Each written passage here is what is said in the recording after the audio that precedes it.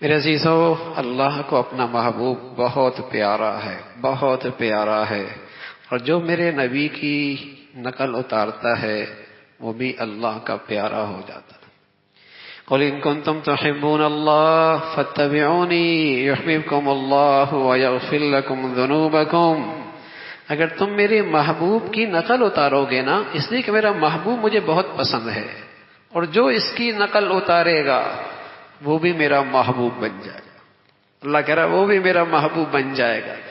پھر اس کی زندگی میں کچھ خطائیں ہوں گی، لیکن میری نبی کی محبت، میری نبی کی نقل میرے ہاں اتنی، اس کی اتنی شان اور عظمت ہے کہ میں اس کی ساری خطائیں معاف کر دوں، میں اس کی ساری خطائیں معاف کر دوں۔ جو میرے نبی کا طریقہ ادائیں لے کے آئے گا، تو میرے عزیزو یہ پیارے نبی سے محبت ہے، یہ اللہ کے حبیب سے محبت ہے۔ یہ وجہ ہے اس امت نے اپنی نبی سے محبت اور عشق کا حق ادا کیا، جو ماضی کی کسی امت میں یہ چیز نظر نہیں آتی۔ کوئی کہہ دے عیسیٰ علیہ الصلوۃ والسلام کی سیرت دکھاؤ، کوئی دنیا میں نہیں دکھا سکتا۔ کوئی کہہ دے موسیٰ علیہ الصلوۃ والسلام کی سیرت دکھا دو، دنیا میں کوئی نہیں دکھا سکتا۔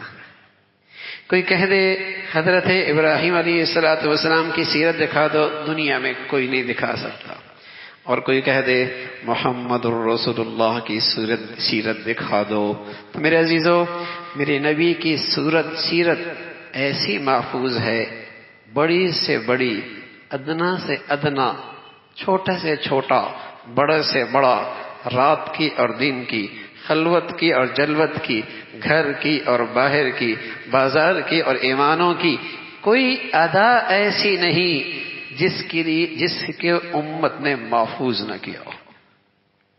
کوئی ادا ایسی، بال کیسے بنائے یہ بھی محفوظ ہے، مسواک کیسے کی یہ بھی محفوظ ہے، جوتا کیسے پہنا یہ بھی محفوظ ہے۔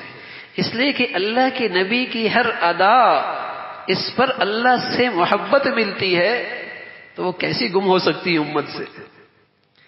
اللہ کی نبی کی ہر ادا پر اللہ سے محبت ملتی ہے، بخشش کا پروانہ ملتا ہے۔